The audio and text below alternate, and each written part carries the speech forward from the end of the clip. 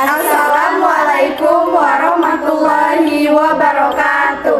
Halo semuanya, jadi di sini kita akan mempresentasikan hasil kerja kita, yaitu tentang kebijakan fiskal yang beranggotakan saya Sarah Rahmawati, Saya Naila Izra. Saya Kesha Safira. Saya Fer Meliani. Saya Mary Maulidia. Nah, kebijakan fiskal yang pertama adalah pengertiannya, yaitu konsep pengelolaan ekonomi yang diperkenalkan oleh John Maynard Keynes. Terjadi pasca Perang Dunia ke-1 tahun 1929. Kebijakan fiskal merupakan kebijakan dalam pengelolaan keuangan negara yang terbatas pada sumber-sumber penerimaan dan alokasi pengeluarannya, tercantum dalam anggaran pendapatan dan bunga negara, yaitu APBN.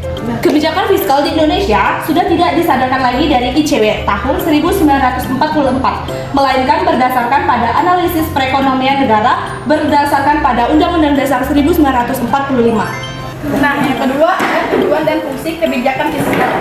Yang pertama, menjaga mengembangkan perekonomian negara. Tujuan utama dari kebijakan fiskal adalah menjaga stabilitas sekaligus mengembangkan kondisi ekonomi negara, mulai dari sektor korporat, perbankan, meningkatkan kualitas sumber daya manusia. Tujuan kebijakan fiskal salah satunya adalah meningkatkan kualitas sumber daya manusia masyarakat, terutama dari segi teknologi dan perekonomian.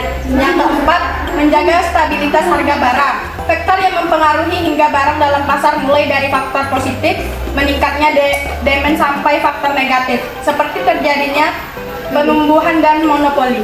Nah, yang kelima ada mendorong investasi. Kebijakan fiskal yang terakhir adalah untuk menciptakan iklim investasi lebih baik bagi pelaku pasar modal, terutama investor. Fungsi dari kebijakan fiskal. Yang pertama, fungsi alokasi. Kebijakan yang mengalokasikan barang-barang produksi. Yang kedua, fungsi distribusi. Sebagai fungsi untuk mendistribusikan hasil kegiatan ekonomi. Yang ketiga, fungsi stabilitas. Berfungsi menciptakan stabilitas perekonomian dengan cara meningkatkan kesempatan harga serta mengatur harga-harga supaya stabil. Nah, setelah tujuan dan fungsi, ada juga 3 jenis kebijakan fiskal. Kebijakan fiskal adalah salah satu kebijakan ekonomi terpenting dalam sebuah negara. Dalam proses pelaksanaannya, jenis kebijakan fiskal dibagi menjadi beberapa macam. Yang pertama, kebijakan fiskal fungsional. Kebijakan yang bertujuan meningkatkan kondisi ekonomi secara makro dengan dampak jangka panjang. Contohnya, beasiswa pendidikan, bantuan pendanaan, dan startup. Kebijakan fiskal yang kedua yaitu fiskal disengaja atau terencana. Kebijakan fiskal disengaja adalah kebijakan manipulasi anggaran negara. Fungsinya adalah untuk menghadapi masalah, misalnya pandemi atau krisis ekonomi. Yang ketiga, kebijakan fiskal tidak disengaja atau insidental, yaitu kebijakan berupa aturan untuk menjaga stabilitas ekonomi sektor non-pemerintah. Contohnya penetapan harga eceran tertinggi, yaitu HET. Penjelasan yang kedua, kebijakan fiskal dari segi penerapan. Yang pertama, kebijakan fiskal ekspansif, kebijakan pemerintah untuk mendorong pertumbuhan ekonomi dengan menambah belanja negara atau menurunkan pajak agar daya beli meningkatkan dan produksi tetap berjalan. Yang kedua, kebijakan fiskal kontraktif, kebijakan pemerintah untuk menekan inflasi dengan mengurangi belanja negara dan menaikkan pajak, ekonomian lebih stabil. Penjelasan yang ketiga yaitu kebijakan fiskal dari segi penerimaan dan pengeluaran. Yang pertama, kebijakan fiskal seimbang, yaitu pemasukan negara seimbang dengan pengeluaran untuk menjaga kestabilan keuangan dan menghindar utang berlebih. Yang kedua, kebijakan fiskal surplus, pemasukan lebih besar dari pengeluaran bertujuan mencegah inflasi. Yang ketiga, kebijakan fiskal defisit, pengeluaran lebih besar dari pemasukan untuk menutupi kekurangan dana, misalnya melalui utang luar negeri. Yang keempat, kebijakan fiskal dinamis, kebijakan yang diterapkan sesuai kebutuhan dan kondisi ekonomi. Ada instrumen kebijakan fiskal. Instrumen kebijakan fiskal adalah sektor-sektor yang dimanfaatkan oleh pemerintah guna menjaga stabilitas sumber ekonomi negara. Adapun instrumen dalam kebijakan fiskal yaitu pajak. Instrumen kebijakan fiskal pertama adalah pajak dari seluruh sektor domestik dan luar negeri. Demi mencapai tujuan kebijakan fiskal, pemerintah dapat mengatur pajak dalam bentuk pengurangan, penambahan, penundaan, sampai peniadaan.